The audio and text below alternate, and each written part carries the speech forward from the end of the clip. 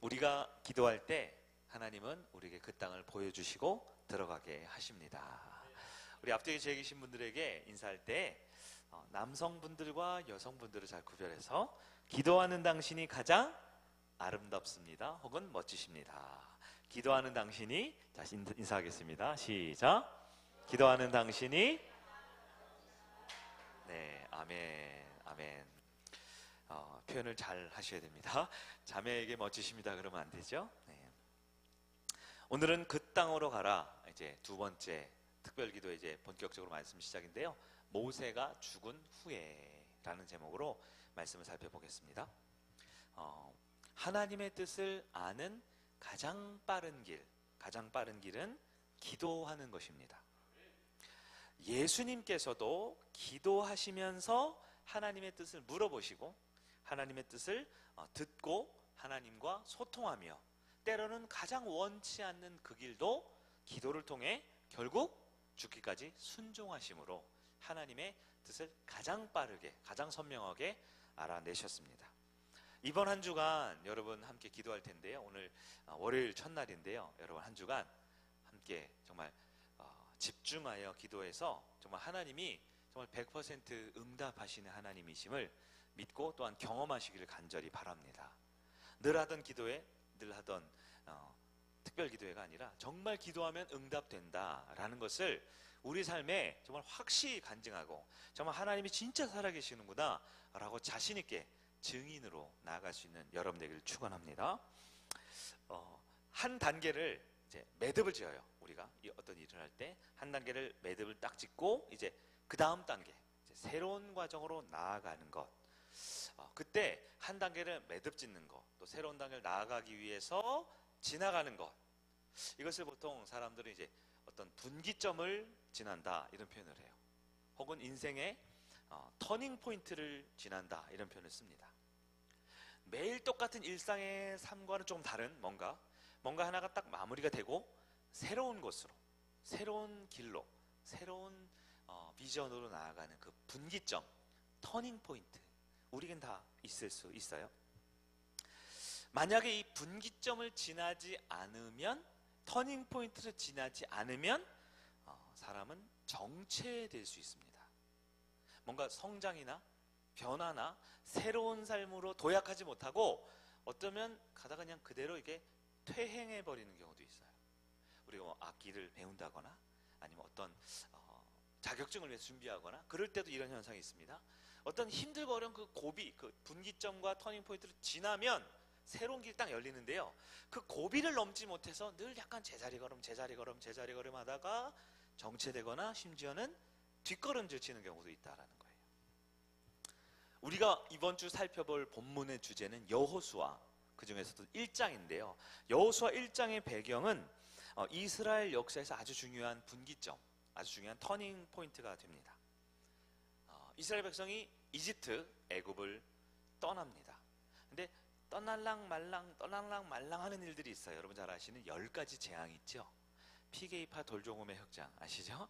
네, 피, 개구리, 돌림병 이런 여러 가지 재앙들을 하는데 첫 번째 재앙, 두 번째 재앙, 세 번째 재앙, 이스라엘 백성이 이집트를 떠나는 과정 가운데 있는데 떠났어요, 안 떠났어요? 피, 개구리 할 때는 아직 안 떠났죠. 10번째 재앙이 뭐라고요? 장자의 죽음 직전까지도 떠났어요, 안 떠났어요? 자, 떠나기 위한 여러 고난과 고통과 기도와 말씀과 훈련과 응답과 일이 있지만 아직 분기점을 통과하지 못한 거예요. 근데 출애굽을 했습니다.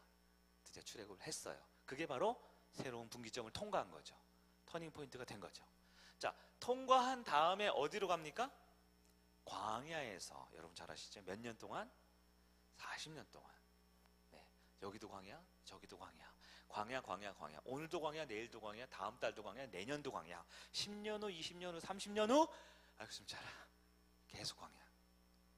새로운 분기점을 맞지 못했어요. 새로운 터닝 포인트를 통과하지 못했어요. 광야의 기간이 굉장히 길었습니다. 그리고 그 광야의 끝에서 이제 그 다음 한 발짝 내디면 어디냐? 바로 약속의 땅, 가나안 땅이에요. 광야의 끝, 그 분기점과 터닝 포인트를 지나면 이제 새로운 약속의 땅에 들어가는데요. 여호수아 1장의 배경이 어디냐? 바로 그 광야의 끝, 가나안 땅의 시작의 그 결정적인 분기점에 있다라는 거예요. 과정마다 아주 중요한 터닝 포인트가 자리 잡고 있고요. 여호수아서는 그 중에서 이제 드디어 약속의 땅에 이스라엘 백성이 들어가기 직전의 상황입니다. 사실 우리가 지난 연초에 우리 성일교회 성도들에게 하나님 주신 말씀 있죠. 아브라함 말씀 있어요. 창세기 12장부터 아브라함에게 맨 처음 민족의 믿음의 조상으로, 민족의 아버지로 삼으실 때, 저기 우리 지금으로 따지면 메소포타미아 지역, 그러니까 이란, 이라크 이쪽이죠. 갈대아 우르에서 아버지와 친척과 고향을 어떻게 하라고요? 떠나라 그랬어요. 떠났나요? 말씀을 듣고 갈까 말까, 갈까 말까, 오늘 갈까, 내일 갈까, 모레 갈까, 아직 안 떠났죠. 그런데 떠났습니다. 그래서 쭉 북서쪽을 지나서 하란까지 왔어요. 하란이면 지금 이제 터키나 시리아나 이쪽 북쪽이에요. 약간 이스라엘 북쪽. 하란에서 멈칫합니다. 거기서 아브라함의 아버지가 죽고 꽤 시간이 오래 지났어요. 거기에서 끝까지 아브라함이 약속의 말씀을 붙들고 가나안 땅으로 들어오나요? 들어왔습니다. 그런데 사실 그 약속의 땅과 거기서 많은 자손, 땅과 자손이라는 하나님의 약속을 성취하는데요, 약속 성취도 그래요. 그 땅에 딱 들어갔다고 끝이 아니고요, 아브라함이 어떻게 해요? 거기서 또 왔다 갔다 하죠. 흉년이 들면 어디로 갔었어요? 이집트로 갔다가 그 안에서 또 방황도 하고, 롯과 소돔과 고모라 그 땅을 나누기도 하고, 왔다 갔다가 갑자기 소돔 그 고모라 그 땅에 북쪽에 있는 왕들이 쳐들어와서 롯이 잡혀갈 때 318명 데리고 또 도망갔다가 쫓아왔다가 피하기도 했다가 광야에서 제사도 지냈다가, 아브라함이 그 땅에, 그리고 그 아들을 확실하게, 하나님의 약속을 확실하게 받지 못한 상태에서 아브라함의 약속은 누구에게? 그의 아들 이삭에게, 그의 아들 야곱에게, 그의 아들 요셉에게까지 이어지는데 아직 그 땅과 그 자손의 약속이 완전히 성취가 안 된 상태예요. 심지어 요셉 때는 약간 뒷걸음질 치죠. 어떻게 해요? 야곱의 70여 가족들이 전부 다 이집트 고센 땅에 가서 수백 년간 거기서 다시 생활하게 됩니다. 지금 아브라함에게 처음에 약속의 땅과 그 하늘의 별과 같이 땅의 모래와 같이 많은 자손을 약속하신 하나님, 그 약속이 이미 이루어졌죠. 그러나 아직 완성되지 않았죠. 그 기간은 아주 오래 지나게 됩니다. 그리고 시간이 흘러 다시 모세 때 이르러 약속의 땅을 향해 출애굽을 하게 되고요, 광야에서도 끝난 게 아니고 광야에서 무려 40년간 약속의 땅을 향해서 전진 하다가 드디어 오늘 여호수아 1장에 역사적인 사건, 들어가느냐 마느냐, 그 상황이 있다라는 거예요. 여러분, 분기점을, 그 역사적인 분기점들을 지나면 확실히 새로운 길을 들어섭니다. 새로운 미래가 열립니다. 새로운 약속을 성취받을 수 있습니다. 그러나 그럴 때마다 혹시 과거를 붙들고 있으면 제자리 걸음하는 거예요. 과거를 완전히 청산하지 못하면 뒷걸음질 치는 겁니다. 우리가 끊어내고 출애굽해야 하는데 여전히 이집트가 매력적이고 그 땅에 머물러 있었던 과거를 붙들고, 우리가 왕년에 이랬지, 과거에 이랬지 붙들고 있으면 여전히 이집트에 매여 있는 거예요. 광야 생활을 마치고 이제 가나안 땅에 들어가야 하는데 여전히 그 땅은, 아시죠 여러분? 정탐꾼들 얘기. 우리는 그들의 밥이고, 우리는 메뚜기고, 여러 가지 이야기를 하면서 우리는 못해요, 불가능해요, 힘들어요, 불안해하고 두려워하고 걱정하고, 그럼 여전히 못 들어가는 거죠. 여러분은 인생에 분기점들이 분명히 있을 텐데 그 분기점들을 통과하고 있습니까? 특별히 영적인 분기점, 터닝 포인트들이 있을 거예요. 제가 성일교회 부임한 지 이제 5년하고 10개월 정도 된 것 같아요. 5년 10개월. 많은 말씀을 들었고 많은 기도회를 했고 예배를 드리면서 섬기면서 교회에 크고 작은 변화들이 있죠.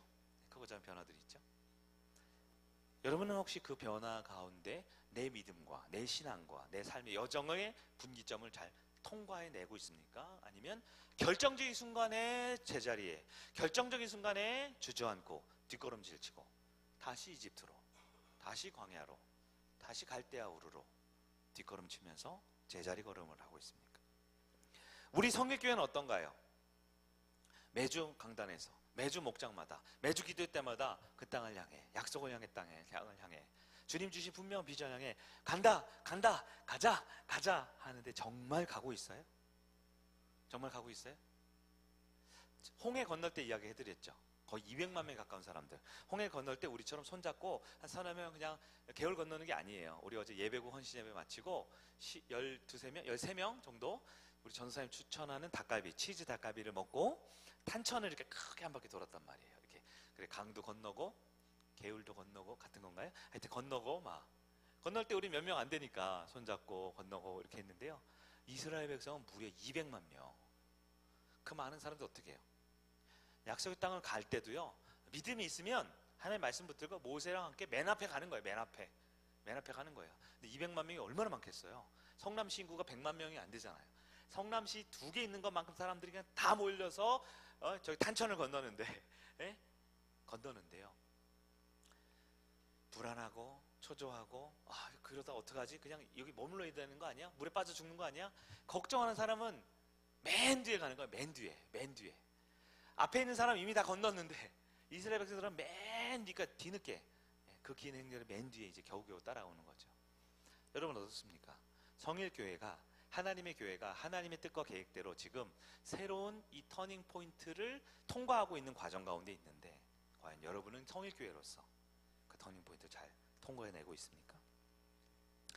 승리주간 특별기도의 말씀의 주제는 그 땅으로 가라입니다. 그 땅으로 가랍니다. 그 땅을 꿈꾸는 것, 그 땅을 소망하는 것, 그 땅을 간절히 원하는 것 정도가 아니고요, 그 땅을 어떻게 하라고요? 들어가는 겁니다. 우리 하나님께서 원하시는 건 미래에 대한 소망과 꿈도 중요하지만 이제 하나님께서 약속하실 땅을 밟으라라고 명령하고 있습니다.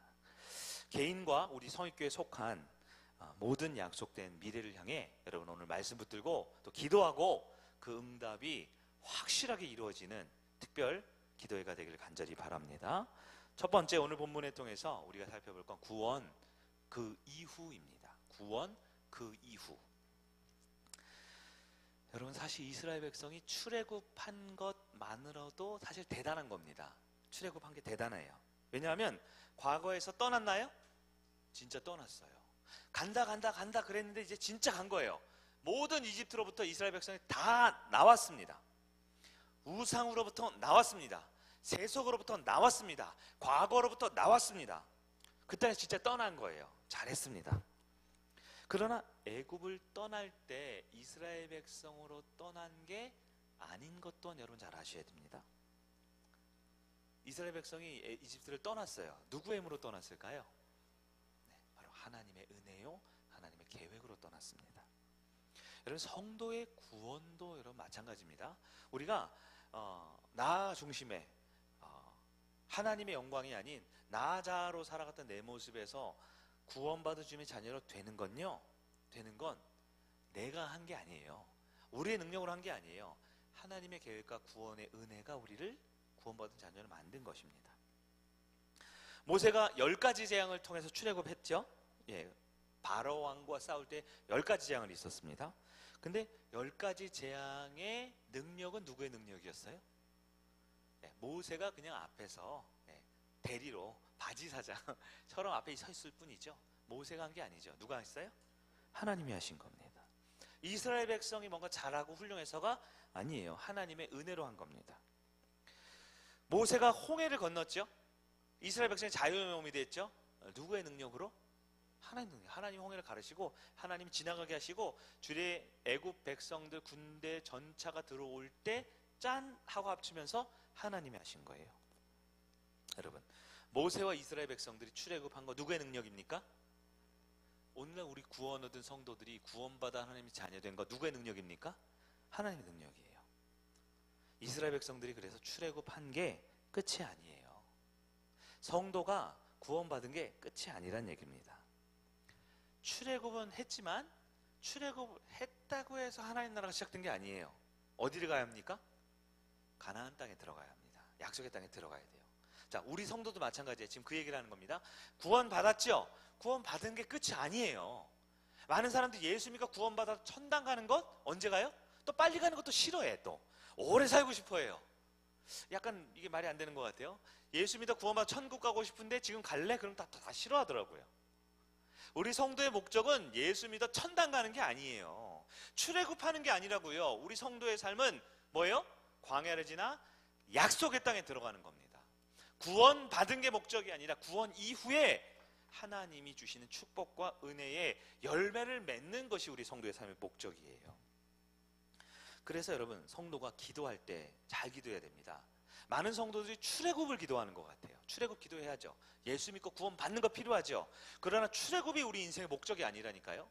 출애굽하면 뭐 할 거예요? 홍해 있고 광야 있고 40년 있고. 우리는 광야에 살려고 출애굽한 게 아니잖아요.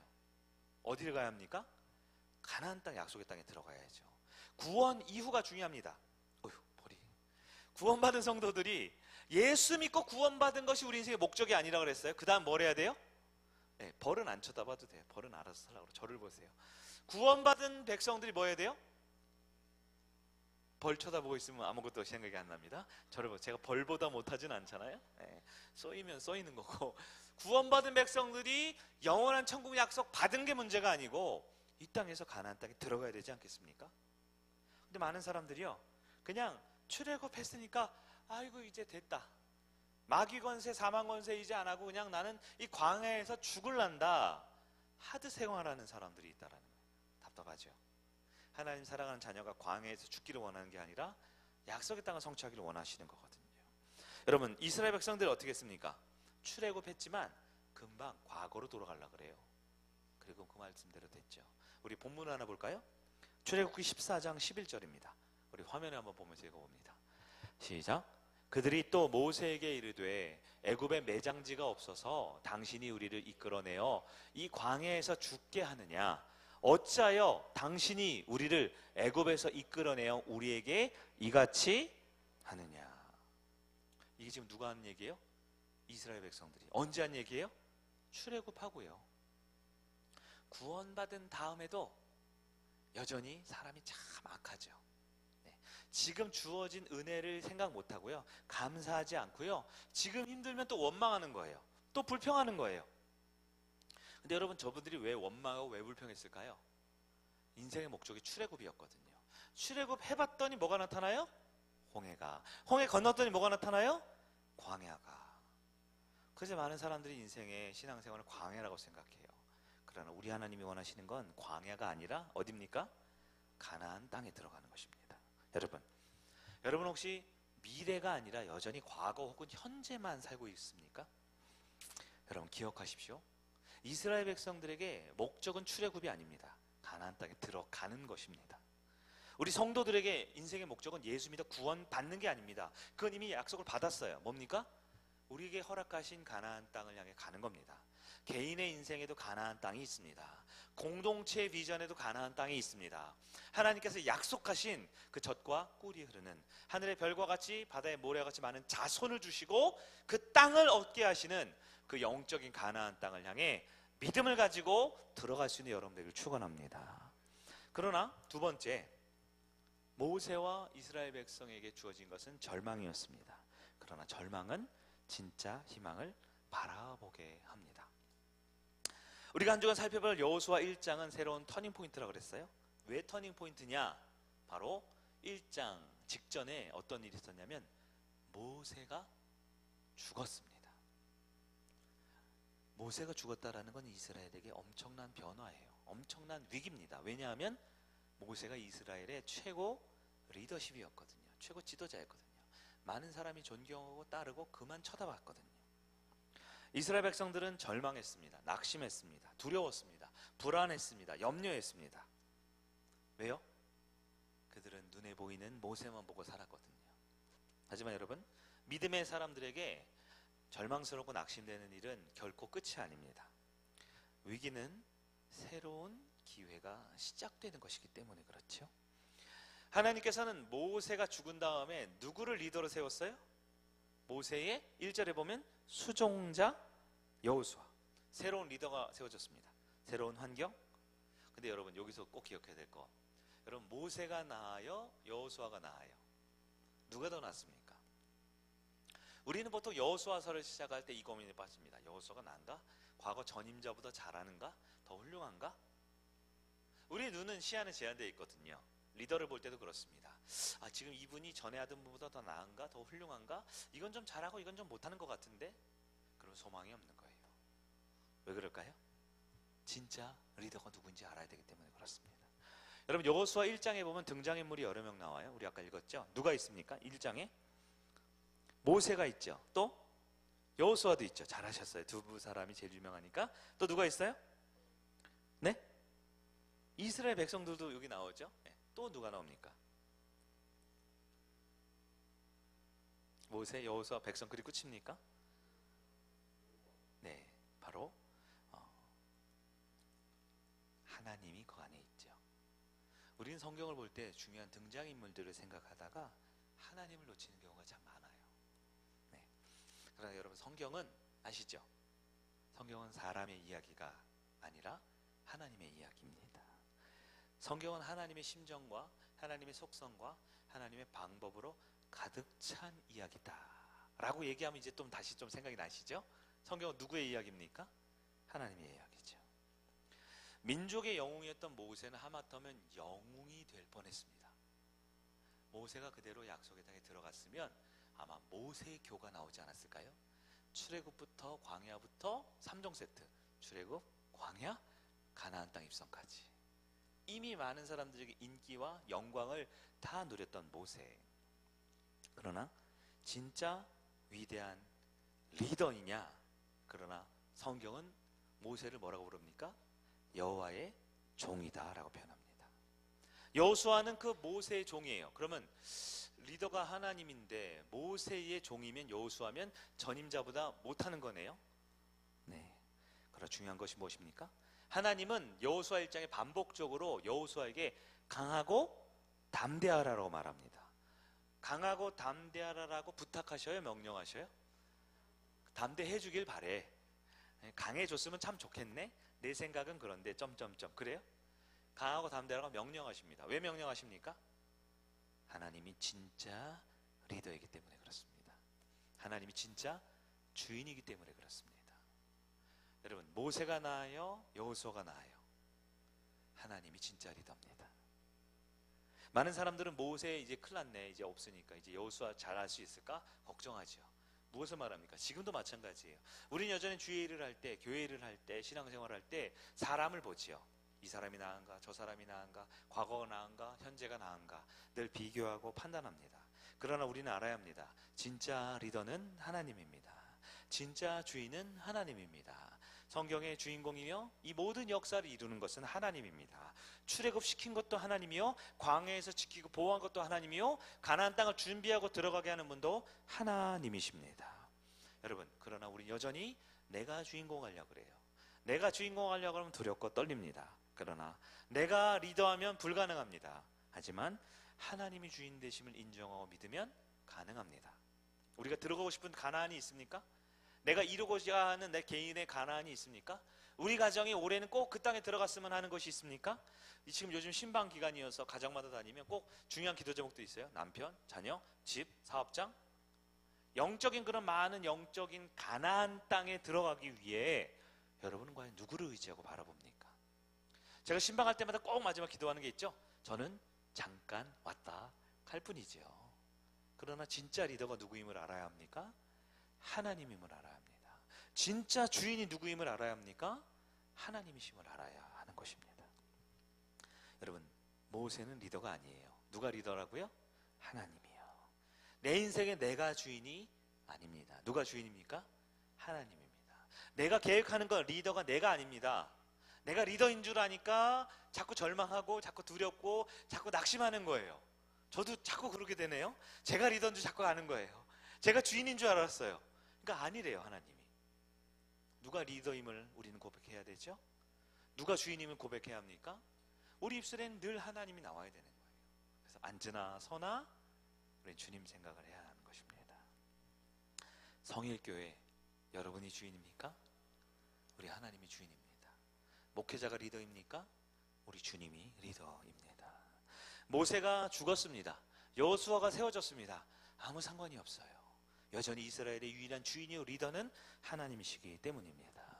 우리 성일교회와 여러분의 가정과 개인의 영적인 가나안을 향해 나가는 그 과정에 누가 진짜 주인이고 누가 진짜 하나님임을 놓치지 않은 여러분들에게 축원합니다. 그렇기 때문에 우리에게 주어진 절망스러운 상황은 다시 영원한 희망과 소망이신 하나님을 바라볼 수 있는 축복된 은혜의 시간임을 믿으시기를 바랍니다.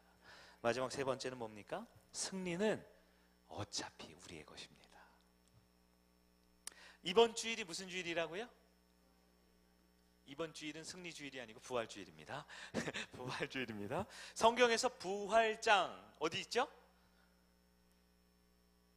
저를 위해서 대답을 안 하시는 거라고 이해합니다. 고린도전서 15장이죠. 고린도전서 15장은 예수의 부활과 우리 성도의 부활에 대해서 다루고 있는데요. 저는 이 고린도전서 15장을 묵상할 때 너무너무 기뻐요. 특히 이제 맨 뒷부분에 가보면 부활이 뭘로 표현되냐면 부활을 승리로 표현하고 있어요. 그래서 우리 교회 승리 주관하는 거예요. 목사님 막 갖다 붙인 게 아니고 성경적으로 보는 겁니다. 우리 성경을 볼까요? 고린도전서 15장 맨 뒤에 있는 57, 58절입니다. 그 부활을 노래하면서 마지막으로 영광스럽게 이렇게 바울은 선포합니다. 57절 시작. 우리 주 예수 그리스도로 말미암아 우리에게 승리를 주시는 하나님께 감사하노니 그러므로 내 사랑하는 형제들아 견실하며 흔들리지 말고 항상 주의 일에 더욱 힘쓰는 자들이 되라. 이는 너희 수고가 주 안에서 헛되지 않은 줄을 알미라. 아멘. 57절 보면 우리에게 누가 승리를 주신다고요? 네. 누가 승리 주세요? 하나님이 승리를 주시죠. 누구를 통해 승리를 주신다고요? 예수 그리스도로 말미암아. 그래서 예수의 부활은 우리에게 무엇이 됩니까? 승리가 되는 거예요. 예수의 부활을 통해서 우리가 승리를 주고 싶은 분이 누구예요? 하나님이신 겁니다. 그래서 많은 교회에서 우리 교회를 본받아야 돼요. 많은 교회에서 지금 고난 주간한다고 막 금식하는 교회들이 있어요. 그리고 로마 카톨릭 되면 사순절이라고 표현하는데요. 잘 아셔야 돼요. 성경 어디에도 예수의 고난 때문에 우리도 굶고 우리도 피 흘리고 우리도 매 맞으라고 하지 않아요. 고난은 누가? 예수님이 담당하셨어요. 왜요? 우리에게 무엇을 주시려고요? 승리를 주시려고요. 승리를. 여러분, 그 승리는 58절 한번 볼까요?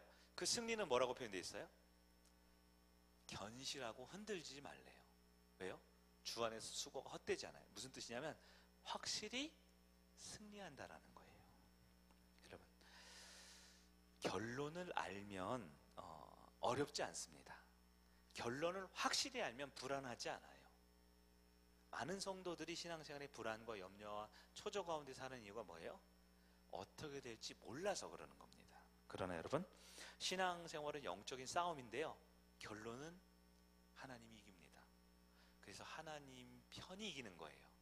그래서 하나님이 우리 아파하면 내가 이기는 겁니다. 여전히 사탄이 유혹과 공격을 합니다. 방해를 합니다. 근심, 걱정, 불안, 염려, 뭐예요? 괴로움, 답답함, 여러 가지 있죠? 그런 마음들을 사탄이 준다라는 말이에요. 왜 줍니까? 싸움에서 이기려고 하는 게 아니고요. 결과는 정해져 있지만 여전히 우리의 삶을 흔들고 견실하지 못하게 하려고, 아까 58절에 있었죠? 흔들리게 하려고 하는 겁니다. 그러나 여러분 아셔야 됩니다. 가나안 땅엔 들어가게 돼 있습니다. 하나님은 그 땅에 우리를 위해 준비해 놓으셨고요. 하나님은 실패할 수가 없습니다. 하나님의 완전한 속성상 하나님은 실패할 수가 없습니다. 인간은 실패할 수밖에 없어요. 하나님은 실패할 수가 없습니다.